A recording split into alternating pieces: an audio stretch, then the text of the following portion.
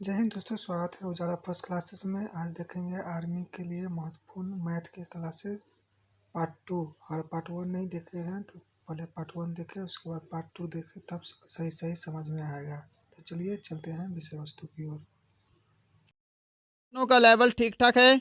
मैं उम्मीद करूंगा आपको सब कुछ पसंद आ रहा होगा, कुछ नया चेंजेस भी देखने को मिल रहा होगा। क्वेश्चन नंबर 8 का आंसर करिए। कैसे करोगे इस प्रश्न को? यहां पे आपको माध्यिका निकालनी है। और माध्यिका कैसे निकालते हैं, यह क्वेश्चन एग्जाम में आ चुका है आपके माध्यिका वाला। माध्यिका होती है कि प्रश्नों को जो आपको सीरीज दे रखी है, इसको पहले हम क्या करते हैं, बढ़ते क्रम में लिखते हैं। यानी कि पहले छोटी संख्या, फिर उससे बड़ी संख्या, फिर उससे बड़ी संख्या, फिर उससे बड़ी संख्या, ऐसे हम इनको लाइन वाइज लगाते हैं। राइट। तो पहले हम इसको अरेंज कर लेते हैं असेंडिंग ऑर्डर में। सबसे छोटी संख्या इसमें 7 है, फिर आपकी अगली संख्या 8 है, फिर आपकी 11 है, फिर 12 है, फिर 13 है, फिर 14 है, फिर 15 है और लास्ट में आपकी 20 है। इतना क्लियर है सभी को? अब यहां पर आगे देखिए, माध्यिका क्या होती है। जो बीच वाली संख्या होगी वो आपकी माध्यिका होगी, इनको असेंडिंग ऑर्डर में लगाने के बाद। परंतु यहां पर मैं क्या देख रहा हूं, देखिए ये 3 संख्या हमने इधर निकाल दी, 3 संख्या इधर निकाल दी, बीच में आपकी कोई भी संख्या नहीं आ रही है। बीच में आपकी ये 2 संख्याएं आएंगी। अब क्लियर है? तो जब भी बीच में आपकी कोई 2 संख्या आए, आपको क्या करना है, इन दोनों को जोड़कर 2 से भाग कर देना है। 12 और 13 का टोटल होगा 25 और 2 से भाग करेंगे तो ये आपका बनेगा 12.5। ऑप्शन आपका सी करेक्ट आंसर है। इतना क्लियर है? अब यहां पर मैं थोड़ा सा और इसको क्लैरिफाई करता हूं। देखिए, मान लीजिए यहां पे एक संख्या और होती 6, तो अब टोटल कितनी संख्याएं हैं, 1 2 3 4 5 6 7 8 9, 9 संख्याएं हैं ना टोटल। अब इसमें क्या होगा, 4 संख्याएं आपने इस साइड निकाल दी, 4 संख्याएं आपकी इस साइड निकल गई। अब बीच में केवल एक ही संख्या बची है 12, तो ये आपकी डायरेक्ट माध्यिका होगी। क्लियर है? परंतु पहले क्या था कि यहाँ पे आपकी टोटल 8 संख्याएं थी, तो 8 संख्या में आपकी कोई भी एक बीच वाली वैल्यू नहीं निकल रही थी, इसलिए हम बीच वाली 2 वैल्यू को लेकर आपस में जोड़कर 2 से भाग कर देते हैं। क्वेश्चन नंबर 9 देखिए। क्वेश्चन नंबर 9 आपके सामने स्क्रीन पर है। इस क्वेश्चन की स्टेटमेंट थोड़ी सी लंबी है। अगर आप इंग्लिश मीडियम वाले हैं तो इंग्लिश में रीड करिए, हम इसको हिंदी में सॉल्व करते हैं। कि दिल्ली स्टेशन का रेलवे प्लेटफार्म 238 मीटर लंबा है, 162 मीटर लंबी और 120 किलोमीटर प्रति घंटे की चाल से चल रही एक एक्सप्रेस रेलगाड़ी इसे कितने सेकंड में पार कर लेगी? आपको बताना है टाइम, और टाइम का फॉर्मूला होता है distance upon speed. Clear?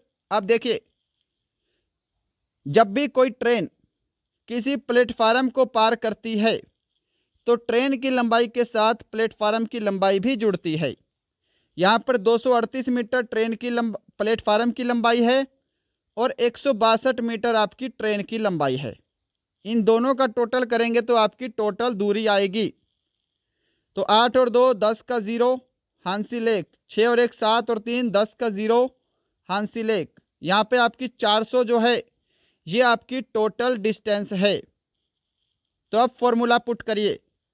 Total distance आपका 400 मीटर, स्पीड दे रखी है 120 किलोमीटर प्रति घंटा, परंतु आपका आंसर जो है वो किस में है, सेकंड में है। तो इस किलोमीटर प्रति घंटे को मीटर प्रति सेकंड में बदलने के लिए हम क्या करते हैं, 5/18 से मल्टीप्लाई करते हैं। तो ये 18 नीचे न रहकर 18 कहाँ चला जाएगा, आपका ऊपर चला जाएगा। इतना सभी को समझ में आया होगा? अब इसको कैंसल आउट करिए और आपका आंसर आपके सामने स्क्रीन पर है। देखिए, 6 तिया 18, यहाँ पे 6 दूनी 12 20 आ गया, 0 से 0 कट गई, 5 दूनी 10 और 10 चौके 40, 4 तिया 12 12 सेकंड आपका करेक्ट आंसर है। ऑप्शन डी आपका बिल्कुल राइट आंसर है जी। क्या सभी ने ऑप्शन डी को आंसर दिया है? चलिए बढ़ते हैं नेक्स्ट क्वेश्चन की तरफ। क्वेश्चन नंबर आपके सामने है 10 स्क्रीन पर, इसका आंसर करिए। इसका आंसर जल्दी से दे दो जी। देखिएगा ये √484 कंप्लीट है, ये भी कंप्लीट जा रहा है। ठीक है, अब इस क्वेश्चन को सॉल्व करिए। अगर इस क्वेश्चन को आप बेसिक से करने लग गए तो क्वेश्चन आपका बहुत लेंथी बनेगा। हमेशा आपको पता होना चाहिए कि आपको कौन सा क्वेश्चन बेसिक से सॉल्व करना है, किस क्वेश्चन में आपको ट्रिक लगानी है, या फिर कौन सा क्वेश्चन आपको ऑप्शन से सॉल्व करना है जो आपके लिए ज़्यादा इजी रहेगा। तो ये वो क्वेश्चन है जिसको आपको ऑप्शन से सॉल्व करना है। आपको ऑप्शन उठा उठा के रखने हैं, जो ऑप्शन परफेक्ट बनेगा वो आपका राइट आंसर है। देखिए यहाँ पे ऑप्शन बी आपका परफेक्ट बनेगा 25। पहले हम इसको सॉल्व करेंगे। तो देखिए 25 को अगर हम √25 है यहाँ पे क्वेश्चन में, यहाँ पे टाइप करता हूँ। देखिए ये आपका 484, यहाँ पे फिर से रूट है, ये 25 डिवाइड बाई x बराबर 22 आना चाहिए। ये आपका प्रश्न है। अगर मैं x की वैल्यू 25 लगा दूं तो यहाँ पे क्या बनेगा, x की जगह 25 आ जाएगा, और 25 को 25 से भाग करेंगे तो कितना बनेगा, √1 बनेगा। √1 की वैल्यू क्या होती है, 1 होती है। तो यहाँ पर आ जाइए। अब ये तो आपका पूरा कट के क्या बन गया, 1 बन गया। अब √484 है, इसकी वैल्यू कितनी होती है, 22 होती है। तो ये पूरा सेटिस्फाई कर रहा है, राइट। तो ऑप्शन बी अगर हम x की वैल्यू 25 रखेंगे तो ये बिल्कुल सेटिस्फाई करेगा। x की वैल्यू कितनी है, 25 है। ऑप्शन बी करेक्ट आंसर है। क्वेश्चन नंबर 11 देखिए सामने स्क्रीन पर, इसका आंसर करिए। एलसीएम निकालना है जी आपको। क्वेश्चन है 4/5, 3/8 एंड 9/8 का आपको क्या निकालना है, एलसीएम निकालना है। तो जब भी आपको फ्रैक्शन में एलसीएम दिया हो तो ऊपर वाली संख्या का हम एलसीएम निकालते हैं, और जो नीचे वाली संख्या है इनका हम एचसीएफ निकालते हैं, राइट है। अब यहां पर सोल्व करते हैं इसको फटाफट से। देखिए ध्यान से, 4 और 3 कितने होते हैं, 12 होते हैं। ठीक है, ऊपर वाले का एलसीएम निकाल लो, डायरेक्ट एलसीएम तो बच्चों का खेल है इसलिए मैं आपको सिखाऊंगा नहीं। ऊपर का एलसीएम आएगा 36, नीचे हमको एचसीएफ निकालना है, एचसीएफ आएगा आपका 1। तो यहाँ पे आपका 36 करेक्ट आंसर रहेगा, ऑप्शन सी। क्या सभी ने ऑप्शन सी को आंसर दिया है? क्वेश्चन नंबर 12 देखिएगा सामने स्क्रीन पर आपके, इसका आंसर जल्दी से दे दो जी फटाफट से। प्रश्न पूछा है आपसे कि 25,000 रुपये की राशि एक निश्चित साधारण ब्याज की दर पर 4 वर्ष में 31,500 रुपये हो जाती है। ब्याज की दर ज्ञात करें। देखिए दर यानी कि रेट ऑफ इंटरेस्ट, और आंसर मेरे से पहले देते रहिएगा फटाफट से जल्दी, बिना कैलकुलेटर के आपको बताना है कि आपका राइट आंसर क्या है। कैलकुलेशन आपकी फास्ट होनी चाहिए। और दूसरी चीज, सभी को स्कोर ईमानदारी से कमेंट करना है कि इन 15 प्रश्नों में आपका स्कोर कितना हुआ है। आपको आज का टेस्ट कैसा लग रहा है, आज की क्लास आपको कैसी लग रही है। रेट ऑफ इंटरेस्ट का फॉर्मूला होता है सिंपल इंटरेस्ट इंटू 100, नीचे आपका प्रिंसिपल इंटू टाइम। तो देखिए 25,000 की राशि है, 31,500 की हो जाती है। इंटरेस्ट कितना लगा है, सिंपल इंटरेस्ट, इनके बीच का अंतर 650, क्लियर, गुणा 100। 650 आपका साधारण ब्याज है, गुणा 100, प्रिंसिपल आपका 25,000 रुपये है, और टाइम आपको दिया है 4 वर्ष। क्लियर है? अब कैंसल आउट करिए फटाफट से, आपका आंसर आपके सामने है। देखिए यहां पर ये नीचे की 3 जीरो से ऊपर की 3 जीरो कैंसिल हो गई है ना, कुछ मिस्टेक तो नहीं हो रहा यहाँ पे, सॉरी, यहाँ पे आपका होगा 6500। ठीक है 6500 है जी ये, ठीक है 6500 आपका बनेगा। ऊपर ध्यान रखिएगा, इसको एक बार मिटाते हैं, यहाँ पे 6500 है। क्लियर है? 25,000 में 31,500 होगा तो 6500 आपका बचेगा, जो कि साधारण ब्याज है। अब ये देखिए 3 जीरो से आपकी ऊपर की 3 जीरो कैंसल। क्लियर है? आगे सोल्व करिए। आगे मैं करता हूं 25 से सोल्व, यहाँ पे इसको मैं 5 से करता हूं। ठीक है 25 पंजे 25, और यहाँ पर देखिए यहाँ पे ऊपर आएगा आपका 130। फिर आगे मैं 5 से कर देता हूँ, 5 एकम 5, यहाँ पे 5 दूनी 10, 5 छिके 30, 26/4 है। आगे सोल्व करिए इसको, क्या बनेगा, 4 छिके 24 और यहाँ पे 4 पंजे 20, 6.5% आपका बिल्कुल करेक्ट आंसर है। क्या सभी ने ऑप्शन सी को आंसर दिया है?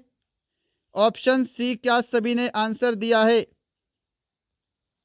ऑप्शन सी आपका बिल्कुल करेक्ट आंसर है। चलिए बढ़ते हैं नेक्स्ट पे। क्वेश्चन नंबर आपके सामने 13 स्क्रीन पर। एलसीएम निकालना है जी, इसका सिंपल सा प्रश्न है, इसको कर देना। देखिए आपको रकम लंबी लग रही है देखने में, बड़ी बड़ी, तो आप सोच रहे होंगे इसका एलसीएम भी बहुत ही लंबा निकलेगा, काफ़ी आपको काम करना पड़ेगा एलसीएम के लिए। पर मैं आपको एक ट्रिक बता दूं तो कैसा रहेगा। देखिए ये संख्या आपको 56 दे रखी है, ये संख्या आपको 84 दे रखी है। अगर एलसीएम निकालने को बोले तो एलसीएम ध्यान रखिएगा, या तो ये बड़ी वाली संख्या होगी इनमें, या फिर इसका कोई मल्टीपल होगा। ठीक है, वो संख्या आपको बतानी है जो इन दोनों से भाग हो जाए। तो आपको हमेशा क्या करना है, जो बड़ी वाली संख्या है इसको आप एक बार डबल करके देख लो। अगर डबल करने पे कोई संख्या आ रही है जो इन दोनों से भाग हो रही है तो वो आपका एलसीएम होगा। अगर डबल करने से आंसर नहीं आएगा तो इसको 3 गुना कर लो, तब भी नहीं बन रहा है तो 4 गुना कर लो। आप ऐसे करके एलसीएम निकाल सकते हो अगर आपको बड़ी बड़ी संख्याएं दे रखी हैं तो। ठीक है, अब देखिए यहाँ पे ध्यान से, 84 को 2 से मल्टीप्लाई करेंगे तो कितना बनेगा, 4 दूनी 8, 8 दूनी 16, 168 बन रहा है। अब 168 तो 84 से भाग हो रहा है क्योंकि हमने इसी को 2 गुना किया है।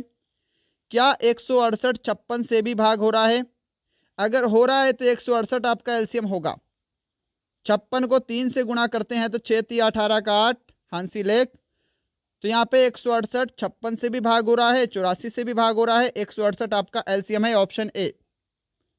क्या समझ पा रहे हो मैंने क्या समझाया है? कि जब भी ऐसे आपको बड़ी बड़ी संख्याएं दी हो और एलसीएम निकालने को बोले तो जो भी सबसे बड़ी संख्या होगी सीरीज में, या तो आपका वही एलसीएम होगा, उसको चेक करिए कि क्या वो सभी संख्याओं से भाग हो रही है। अगर नहीं हो रही तो बड़ी संख्या को आप 2 गुना कर लीजिए। ठीक है, उसके बाद चेक करिए क्या भाग हो रहा है। अगर भाग हो रहा है तो आपका एलसीएम है, नहीं हो रहा तो इसको 3 से मल्टीप्लाई कर दीजिए 84 को, जो भी बड़ी संख्या होगी। आपको ऐसे चेक करते जाना है।